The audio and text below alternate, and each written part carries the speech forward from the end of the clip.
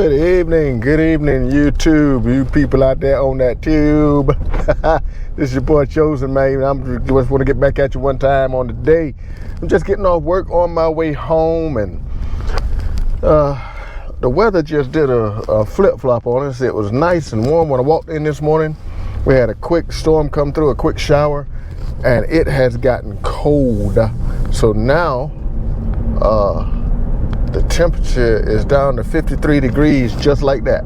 And so this evening, we ain't gonna mess with Jenny. Probably when I get home, I gotta make me a trip to the gym. But I just got a couple things on my mind we're just gonna holler at you about today. On yesterday, I watched a video from Donovan Green from Sensei, Ride Fit Nation. Interesting video, very inspirational, as all of his videos are informational. I love the way this brother breaks down just common sense, everyday thoughts and thought processes to kind of assist us in understanding, especially fitness and finance and being out here on these tubes. And so I love it.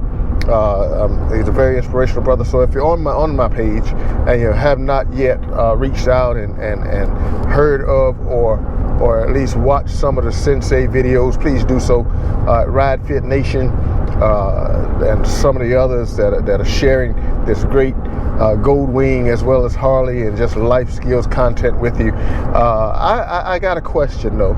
As the video that he put up yesterday or the other day, and I viewed yesterday, was why do we do what we do? And I gave that some thought overnight, and I couldn't help but understand that it's inherent upon every person to decide what gives you purpose, what gives you peace, what gives you freedom in life. And so in doing that, I had to assess not only this aspect, the two-wheel life, the three-wheel life, the quad life. I used that whole concept when thinking about any part of my life. What does it do for me? Why do I do it? Why would I continue it? And does it have any longevity? I think it was, you remember the show Sweetie Pies? Where the mother and the son, Tim, who is now incarcerated for one of the dumbest reasons I think he could be incarcerated, because he didn't have to. But she had a slogan that said, if it don't make money, it don't make sense. If it doesn't fulfill a purpose in your life, give you some type gratification or make you feel, completes you in some way, it makes no sense.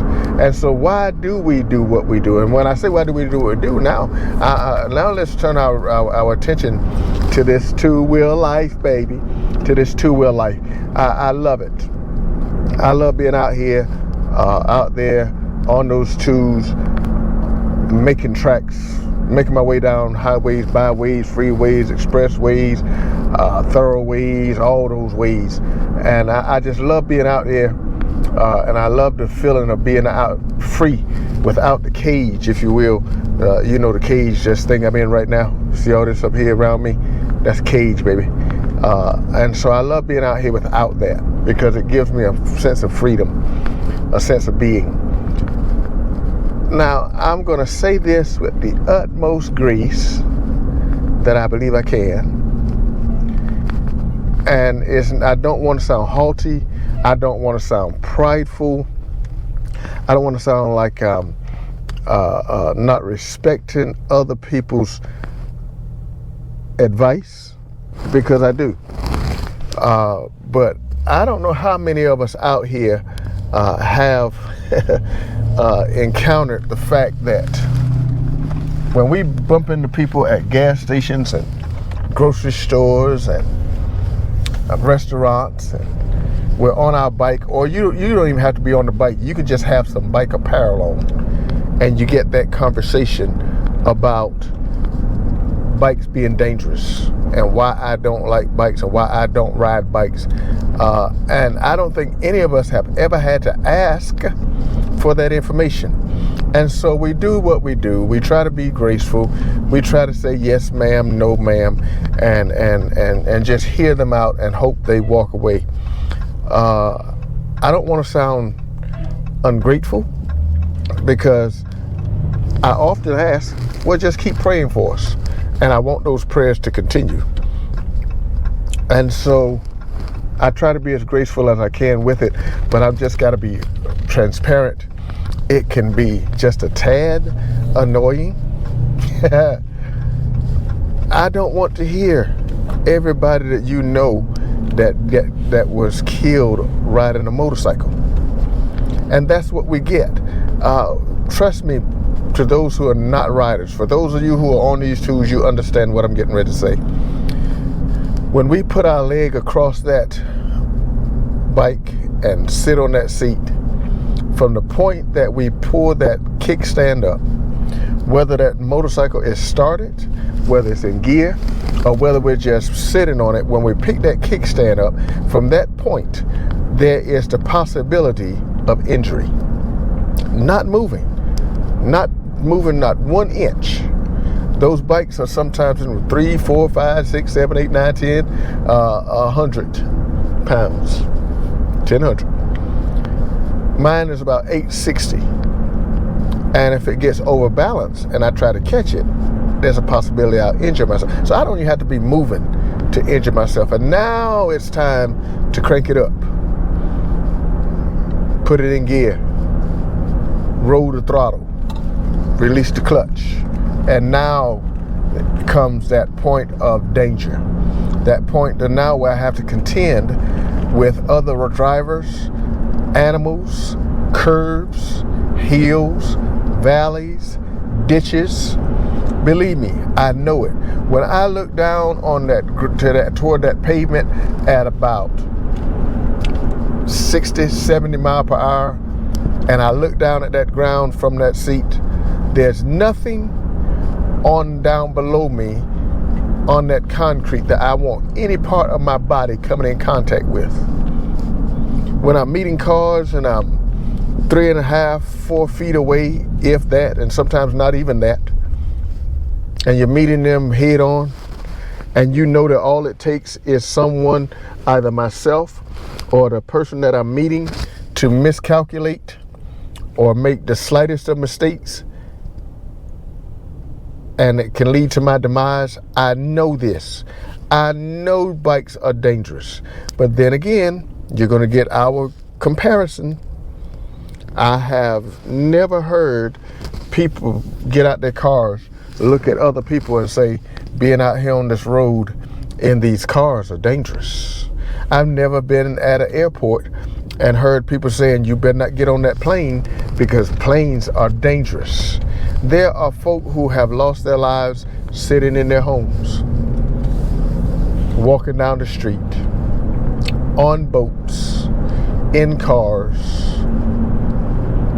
gorged by animals, dragged by horses.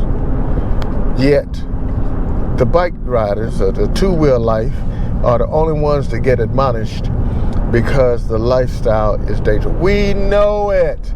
We know it's dangerous. And it's not that we're thrill seekers. We are to a certain extent, but it's just that we enjoy what we do.